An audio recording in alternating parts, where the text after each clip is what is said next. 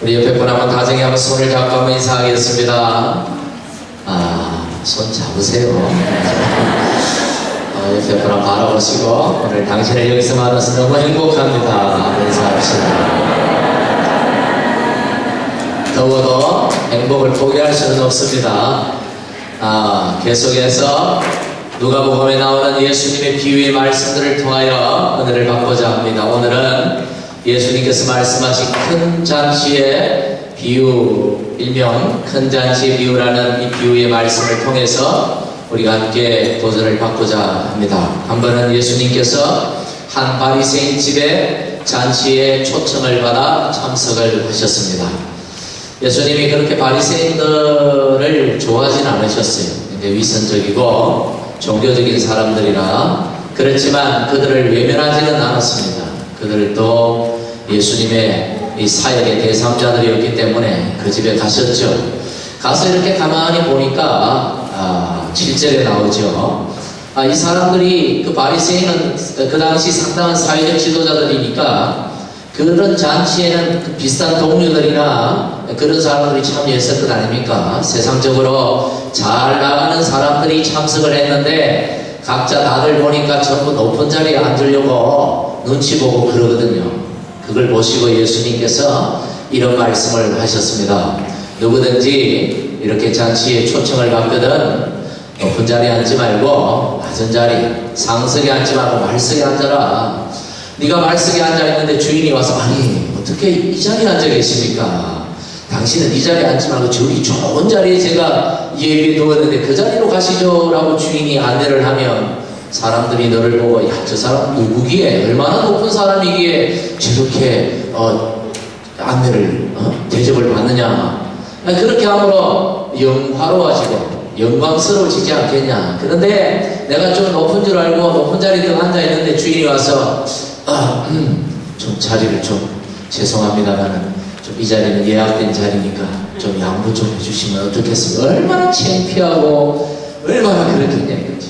사람들이 그 교만한 마음에 일침을 가하신 그런 말씀이죠. 제가 지금 무슨 말씀을 드리느냐 하면 예수님께서 이 큰 잔치의 비유를 말씀하신 그 배경에 대해서 여러분에게 말씀을 드리고 있는 것입니다. 이 말씀을 하시고 난 다음에 예수님께서 그 잔치를, 연회를 연 주인에게 이런 말씀을 하셨어요. 이왕 잔치를 열어서 사람들을 대접하고자 하는, 대접은 선한 것이잖아요. 선한 일을 네가 행하고자 한다면 이런 부자들이나 지위가 높은 이런 고관들을 초청하지 말고 가난하고 부족하고 못난 사람들 초청해서 대접해라. 이런 사람들 대접하고 나면 반드시 너를 다시 초대해서 너를 다시 대접할 건데 그러면 네가 행한 선이라는 것이 결국 보상받게 되어서 이 땅에서 하늘에서 남는 게 없다. 그러나 가난한 자들, 못난 사람들, 불쌍한 사람들 대접하면 그 사람들은 가진 게 없어서 너를 대접하지 못할 거니까 그렇게 되면 하나님께서 네가 행한 선에 대해서 하늘나라의 잔치를 열어서 하늘 떡을 먹을 수 있는 그런 하늘잔치에 초대하는 복을 주실 것이다. 사람의 대접을 기대하지 말고 하나님의 보답을 기대하라는 말씀이겠죠. 이 말씀을 듣고 있던 한 바리새인이 이 한 사람이라 했습니다. 아마 바리새인일 가능성이 커요. 벌떡 일어나더니 아마도 자신의 신앙을 자랑하고 싶었던 모양이에요. 자신의 어떤 의를 좀 자랑하고 싶었던 모양입니다. 뭐라고 말합니까? 하늘나라, 물은 하나님의 나라에 떡을 먹는 자는 복되도다. 이렇게 외쳤던 거죠. 야, 하나님 나라, 하나님이 베풀어 주시는 그런 잔치에 초청받아서 거기서 음식을 먹을 수 있는 사람이 얼마나 복 있는 사람이냐. 이 말은 무슨 말입니까? 자기가 그런 사람이다, 그런 말이죠. 내가 그런 사람이다, 그런 그 사람들 앞에서 자기를 자랑하고 싶었던 그런 욕심이 컸던 것입니다. 이 말을 듣고 예수님께서 하신 비유가 바로 큰 잔치의 비유인 것입니다. 여러분 무슨 얘기일까요? 앞에 자리가 많습니다. 무슨 얘기일까요?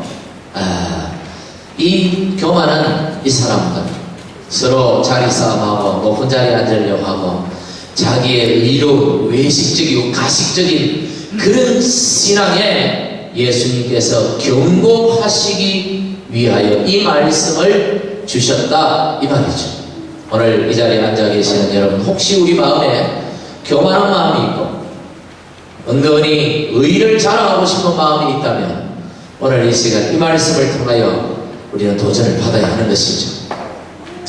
오늘 본문으로 돌아가서 오늘 이 누가복음 14장에 나오는 이 비유와 비슷한 말씀이 마태복음 22장 1절부터 14절에 기록이 되어 있어요. 그런데 누가복음에는 좀 짧게 기록이 되어 있고 마태복음에는 좀 길게 기록이 되어 있습니다. 구체적으로 좀 더 구체적인 내용들이 나와요. 그래서 이 두 비유가 사실 같은 비유거든요. 같은 비유인데 표현이 조금 다른 비유예요. 그래서 이 두 비유를 같이 생각하면서 제가 여러분에게 말씀을 드리고자 합니다. 16절에 보니까 어떤 사람이 그랬어요. 어떤 사람이. 누가복음에는 어떤 사람이라고 되어 있지만 마태복음에는 어떤 임금이 이렇게 기록되어 있어요. 여기서 이 사람은 누구라고요? 왕이라는 말이죠. 이 잔치는 어떤 잔치입니까? 왕이 베푼 왕의 잔치라는 것이죠. 여기서 이 왕은 하나님을 의미하는 것입니다. 이 잔치는 하나님께서 하늘나라에서 베풀어 주시는 하나님 나라의 잔치, 천국 잔치를 의미하는 것입니다. 오늘 예수님께서 말씀하신 그 의미는 그렇습니다.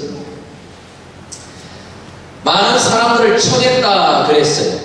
어떤 사람이 큰 잔치를 베풀고 많은 사람을 청했다. 왕이 연회를 베풀고 많은 사람을 청했다는 거죠. 여러분, 이것은 하나님의 구원 초청을 의미하는 것입니다. 하나님께서 천국 잔치를 베풀어 놓으시고 천국문을 활짝 열어두시고 많은 사람들을 초청하고 계시는 장면인 것이죠. 여러분, 하나님은 모든 사람이 구원에 이르기를 바랐습니다. 그게 하나님의 본심입니다. 할렐루야. 하나님은 어떤 죄인이라도 어떤 과거가 있는 사람이라도 하나님은 그를 구원하기를 원하신다는 거예요. 어떤 이단들은 구원받는 게 굉장히 어렵다고 얘기하는데 그렇지 않아요. 하나님은 모든 사람을 구원하기를 바라시는, 그게 하나님의 본심이죠. 그런데도 하나님의 심판이 왜 있느냐? 그것은 끝까지 하나님의 초청에 거절하는 자, 하나님의 초청을 끝까지 거부하는 자들을 위해서 심판이 준비되어 있는 것이지, 누구든지 하나님의 초청을 응하면, 예수를 믿으면 하나님은 구원하시고 천국 잔치 자리를 내어주시는 줄 여러분 믿으시기를 바랍니다. 할렐루야. 17절 말씀에 보니까, 말씀을 그냥 계속 띄워놓으세요. 17절 말씀에 보니까 왕의 종들이 가서 사람들을 초청하면서 뭐라고 전합니까? 오소서. 뭐라고요? 모든 것이 준비되었나이다. 여러분, 하나님 나라에는 우리가 필요한 모든 것이 준비되어 있다는 사실을 여러분 믿으십니까? 우리가 사는 이 세상에는 필요한 게 많아도 죽을 때까지 그 필요를 채우지 못하고 가는 사람들이 많아요. 원하는 게 많아도 죽을 때까지 그 원하는 걸 얻지 못하고 가는 사람들이 많습니다만은, 하나님이 준비하신 하나님의 나라에는 여러분이 원하는 거, 필요한 거 다 준비해 두고 계신다. 여러분, 세상에서 비록 좀 모자라게 살아도 하나님은 저 천국에서 다 갚아 주십니다. 할렐루야. 여러분, 하나님의 나라에는 우리가 원하는 모든 것이 다 예비되어 있다. 그래서 요한복음 14장에는 주님께서 하나님 나라 가실 때, 성천하실 때 내가 너희를 위하여 집을 예비하러 가신다 그랬어요. 예수님께서 하나님 나라에서 하시는 일이 두 가지가 있는데, 첫째는 뭐요? 우리의 집을 예비하는, 하나님 나라의 잔치를 예비하는 것입니다. 우리가 오면 그 우리를 맞이할 그 잔치 자리를 예비하시고, 두 번째는 우리를 위하여 기도하시는 것이죠. 이 땅에서 시험에 들지 아니하고 구원받은 하나님의 백성들이 천국까지 무사히 오도록 기도하시는 것입니다. 할렐루야. 그럼 우리가 할 일은 뭔가? 우리가 할 일이 뭐겠습니까? 우리가 할 일은 초청에 응하면 되는 것입니다. 하나님이 부르시면 예하고 나가면 되는 거예요. 그리고 그 잔치 자리에 나가서 먹고 즐기면 되는 겁니다. 누리면 되는 거예요. 이런 의미에서 구원받는다는 것은 쉬운 것입니다. 굉장히 쉬운 거예요. 어떤 사람은 어렵다고 말하는데 그렇지 않아요. 하나님이 우리에게 주시는 구원은 쉬운 것입니다. 그런데 18절에 보니까 다 일치하게 사양하여, 사양한다는 거절했다는 말이죠. 일치하게 다 똑같이 그렇다는 말이죠. 다 똑같이 그런 거. 영어 성경을 봐도 다 똑같이 비슷하게 이런 의미예요. 이 말이 어떤 의미입니까? 그냥 다 거절했다 이런 의미도 있지만 이 사람들이 그 마음에 거절할 벌써 작정을 했다, 결심을 하고 있었다, 초청에 안 가려고 이미 마음에 결심을 딱 먹고 있었다, 모두가 그런 얘기입니다. 하나님이 초청한 그 잔치 자리, 하나님의 그 은혜를 거절할 마음의 결심이 이미 있었다, 이런 얘기예요. 이렇게 쉬운 구원을 못 받는 이유가 어디에 있는 줄 아십니까? 하나님이 이렇게도 구원받는 길을 쉽게 만들어 놓으셨는데 그럼에도 구원받지 못하는 이유는 끝까지 그 구원을, 하나님의 초청을 거절하기 때문에, 거부하기 때문에 쉬워도 못 받아요. 어려워서 구원 못 받는 게 아니에요. 세상 사람들이 구원받는 게 어려워서가 아니라 끝까지 거절하기 때문에. 오늘 여러분, 이 사람들이 거절을 하면서 변명을 합니다. 세 가지 변명이 나오는데 18절 보니까 어떤 변명을 합니까? 이 사람이, 한 사람이 어떤 변명을 해요? 나는 밭을 샀으니 아무래도 나가보아야겠으니. 여러분, 이 유대 나라는 잔치를 열 때 요즘하고 다르잖아요. 요즘 그 나라는 우리하고 문화도 다르고 시대도 다르고 좀 달라요. 두 번 초청을 합니다.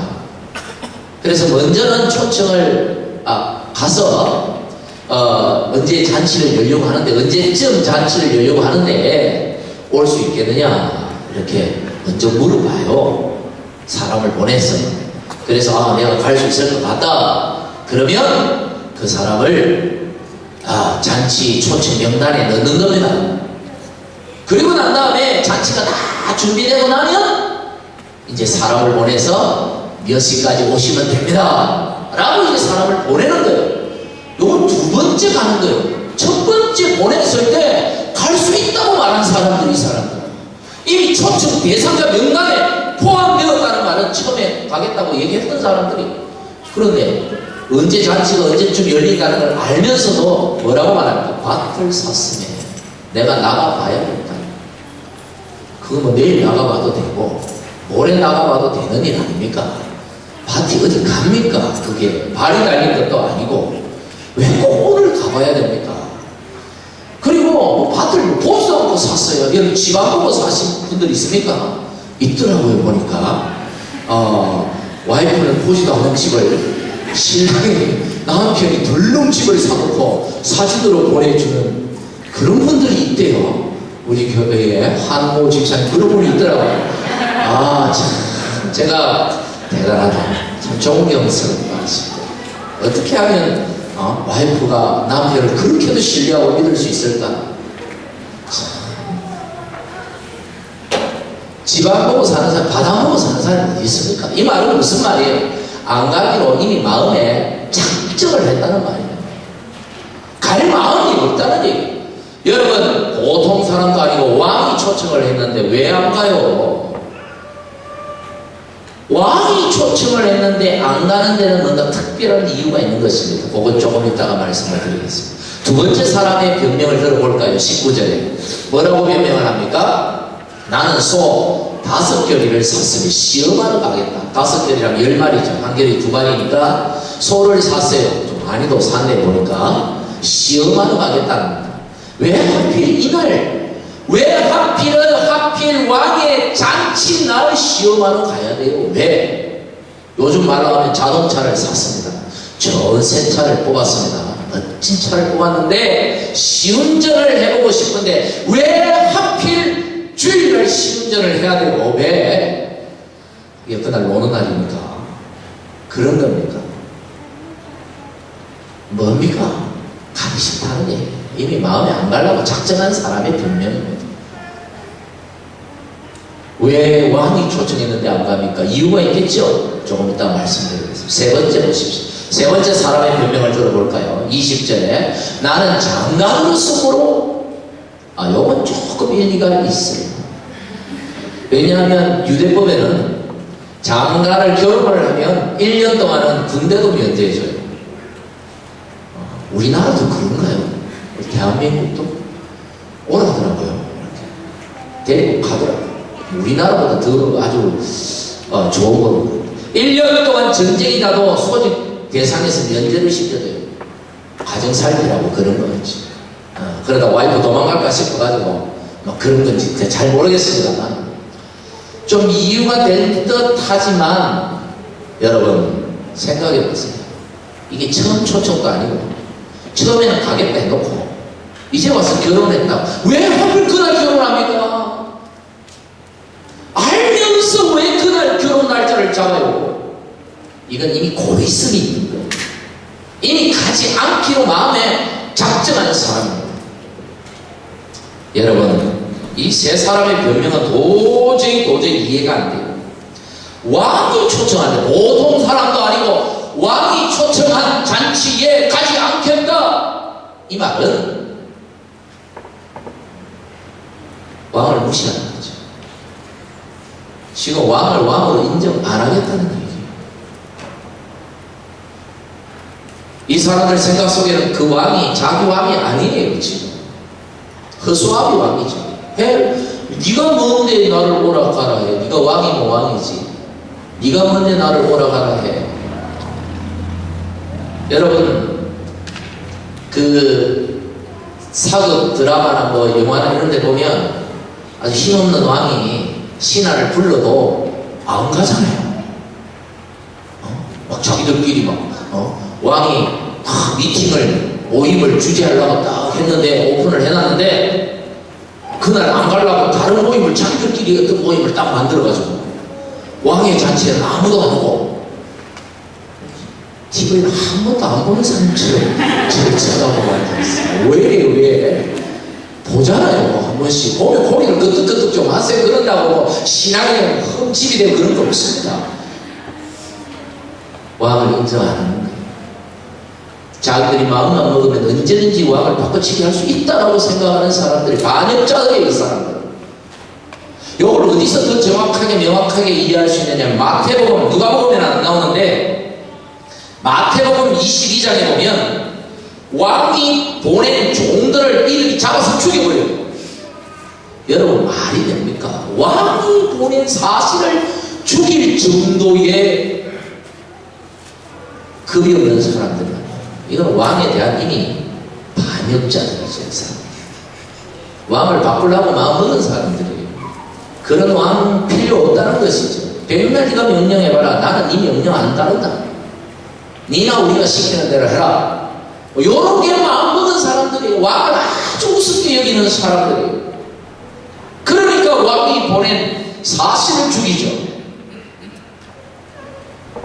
그런데 마태복음 22장 7절에 우리 같이 한번 보겠습니다. 시작. 임금이 노하여 군대를 보내 그 살인한 자들을 진멸하고.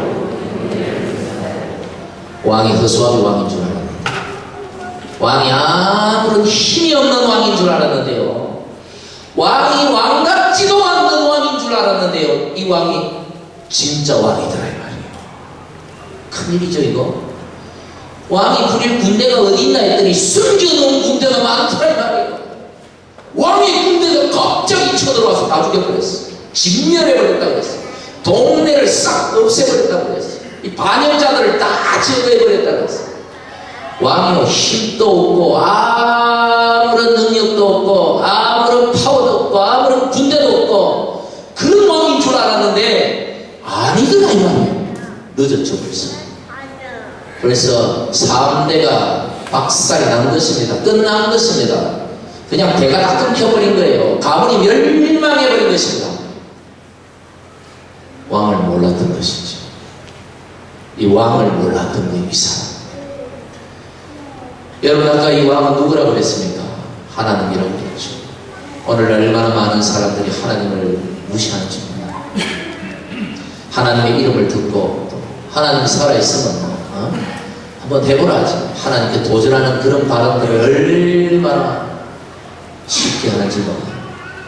하나님을 왕같지도 않게 생각하고 인류의 창조자, 인생의 생사 여탈구를 지신 분, 생사화복이 그분의 손에 있음에도 전혀 믿지도 않고 인정하지도 않고 무시하고 함부로 하나님의 이름을 들먹거리고 마지막 심판의 연애 말씀들이 이 성경에 기록이 되어 있습니다. 그날이 오면 늦었습니다. 그들은 하나님이 아무 힘이 없는 것처럼 세상이 악해도 눈만 끔뻑거리고 모른 척하고 고개 들리는 아무짝에도 힘이 없는 그런 분으로 착각하지만 기다리고 마지막 날 그들을 심판하실 때 살아남을 자 아무도 없을 것입니다. 무시무시한 말씀입니다. 하나님이 하나님 나라의 큰 잔치를 준비하시고 선지자들과 얼마나 많은 선교사들을 보내시고 얼마나 많은 목사들과 전도자들을 보내서 얼마나 많은 사람들에게 하나님 나라의 초청의 메시지를 전했습니다. 유대인들은 하나님의 아들까지도 죽여버렸습니다. 하나님을 무시한 거죠. 그들이 역사상에 어떤 심판을 받았습니까? 나치 아래 수백만이 한 방에 죽었습니다. 여러분, 많은 사람들이 하나님의 초청을 받고도 이런저런 이유들로 변명이 많아요. 어떤 변명들, 오늘날 사람들 어떤 변명을 합니까? 복음을 전하니까. 어떤 사람은 아마 이런 변명을 해요. 하나님 보여주면 믿을게. 내가 다 알면, 내가 다 이해하면 그때 믿을게. 하나님이 어디 있는지 네가 한번 보여봐라. 그러면 내가 믿을게. 이런 사람들이 있어요. 이런 변명하는 것들. 여러분, 세상 삶을 가만히 사람들 삶을 보세요. 다 알고 다 보고 다 이해하고 사는 사람 한 사람이나 있는가? 없어요. 옆에 같이 누워 자는 사람 이해하고 결혼했습니까? 믿고 결혼했습니까? 몰라요. 이 사람이 나를 행복하게 해주겠지. 이 사람이 내 인생을 책임져 주겠지. 이 사람하고 결혼하면 내가 평생 행복할 거야. 그렇게 믿고 선택했잖아요. 어떤 면에서 인생의 선택은 도박입니다. 믿음은 도박입니다. 그렇죠? 믿고 선택했잖아요. 여러분, 믿음대로 되었습니까? 안 된 분들도 있고 된 분들도 있고 사람은 다 그래요. 너무 믿은 게 탈이지 사람은 다 그래요. 여러분, 하나님을 여러분 다 이해하고 하나님 보고 믿었습니까? 믿음은요, 신앙은요 때로 도박이에요. 도박이라는 표현을 써서 죄송합니다만 우리가 그분을 믿고 우리의 미래를 그분 손에 맡기고 그분이 나의 영원한 삶을 보장해 줄 것이라는 것을 믿고 그분에게 내 인생을 거는 것입니다. 이게 믿음이에요. 그래서 다른 신을 선택하지 않냐고 하나님을 여러분이 선택한 거잖아요.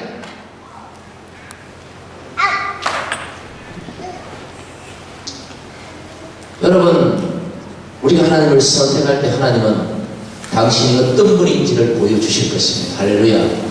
내가 보고 믿겠다 하는 말은요, 안 믿겠다 이런 소리랑 똑같아요.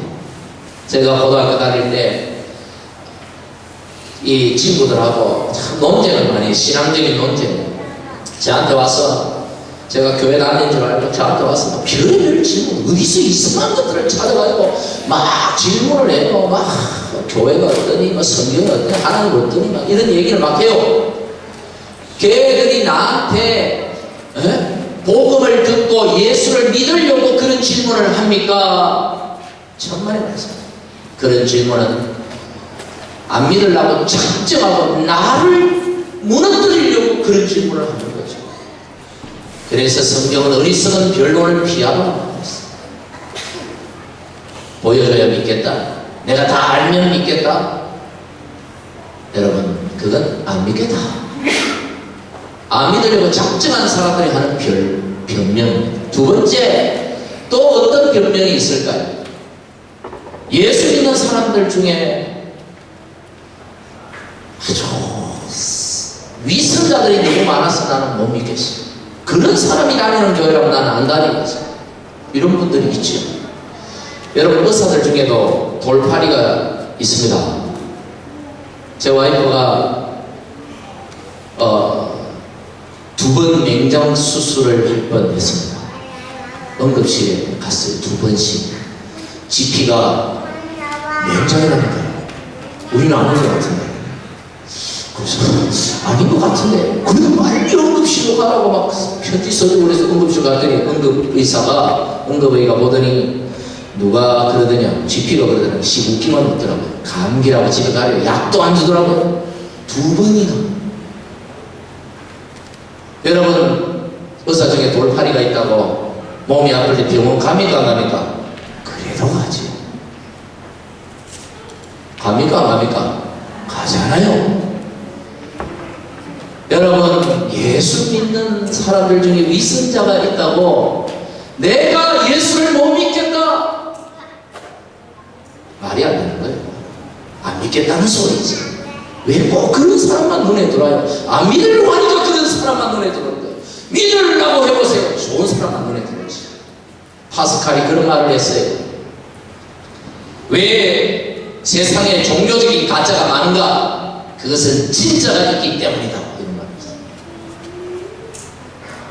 여러분, 다른 세상에 종교들 많은데요, 유독 사이비가 많고 이단이 많은 종교가 어느 종교인지 압니까?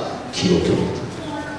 다른 종교들은요, 사이비, 이단 이런 별로 없어요. 극단주의 좀 있긴 있지만 유독 기독교는 사이비도 많고 이단도 많고 왜 이상한 집단들이 많은지 기독교 이름으로 왜 그런지 압니까? 기독교가 진짜이기 때문에. 진짜니까 카피하죠. 여러분, 짝퉁 가방은요, 명품만 있습니다. 제가 들고 다니는 가방은요, 진짜인지 제가 100% 확신합니다. 왜냐하면 짝퉁을 할 수 없는 일반 가방이기 때문에. 일반 가방은 절대 뺏기지 않습니다. 누가 몇십 불짜리 가방을 짝퉁을 만들어요? 바보가 아닌 이상. 명품이니까 짝퉁이죠. 온라인 그 쇼핑몰에 파는 명품 가방의 90%는 짝퉁이랍니다. 여러분, 알고 사세요. 명품 가방 가지고 계시는 분들 중에 우리 교회도 제법 많은 분들이 가지고 계실 겁니다만은 그 중에 상당수가 짝퉁일 가능성이 많습니다. 여러분, 썩고 비싼 돈 주고 샀어요. 왜? 명품이니까 짝퉁이니까. 우리의 신앙이 진짜니까 위선자도 있고 짜가도 있고 그런 사람들이 있는 거예요. 교회 안에. 진짜니까. 위선자가 있어서 예수를 못 믿겠다고요? 목사들 중에 목사가 하도 많으니까 그런 사람도 있을 거예요. 이상한 목사들이 있으니까 나는 예수를 못 믿겠다고. 이유가 안 되는 거예요. 그건 안 믿겠다는 소리. 안 믿으려고 하니까 그런 게 자꾸 눈에 들어오지. 또 어떤 이유들이 있을까요? 나는 바빠서 일요일에 교회 갈 시간이 없어. 교회 갈 시간. 요즘 사실 얼마나 바쁩니까? 정말 바빠요. 그런데 예수 믿는 게 우리 운명을 결정하는 아주 중요한 문제라고 여러분이 안다면, 사람들이 안다면 반드시 이 자리에 올 것입니다.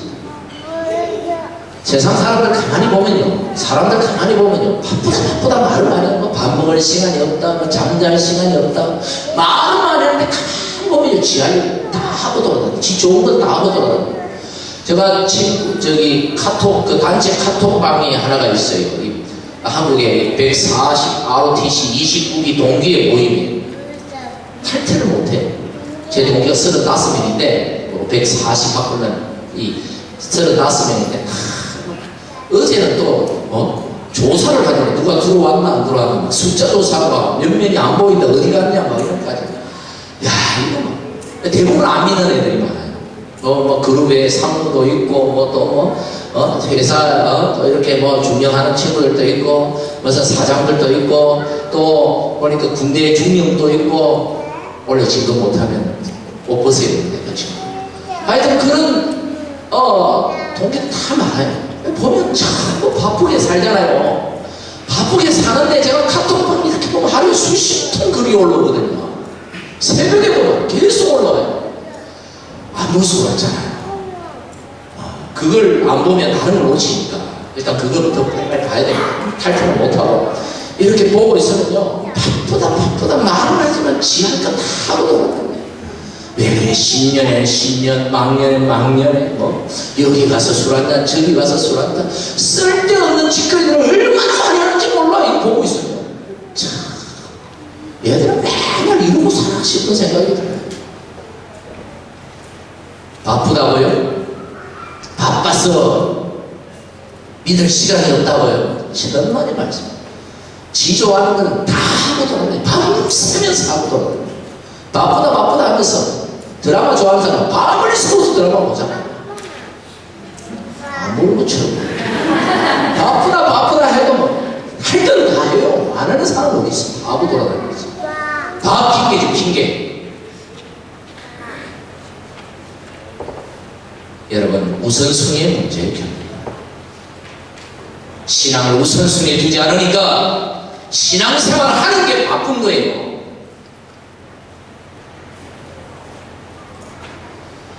여러분, 인생의 주관자 되시는 우리 하나님, 만왕의 왕, 참왕이신 우리 하나님의 초청에 거부하는 자, 어떤 심판이 있을까? 성경은 똑똑히 기록해 주고 있어요. 21절에 종들이 돌아와서 주인에게 말합니다. 왕이 진노하죠. 그리고 빨리 시내의 거리와 골목으로 나가서 가난한 자들과 몸 불편한 자들과 맹인들과 저런 자들을 데려오라. 이 사람들을 가만히 보면 좀 결함이 있는 사람, 문제가 있는 사람들. 문제는 있었어요. 결함이 있었는데 이게 오히려 축복의 통로가 되었죠. 때때로 많이 배운 것이 불행의 원인이 될 때가 있어요. 많이 배웠다고 자랑하지 마십시오. 부자로 사는 것이 여러분 때때로 불행의 원인이 됩니다. 부자라고 돈 자랑하지 마십시오. 차라리 사도 바울처럼 나의 약한 것을 자랑하노라.